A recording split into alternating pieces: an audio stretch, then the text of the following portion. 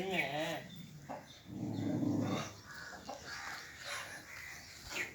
ਬੈਠ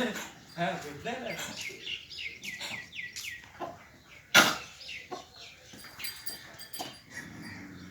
ਜੀ ਹੈ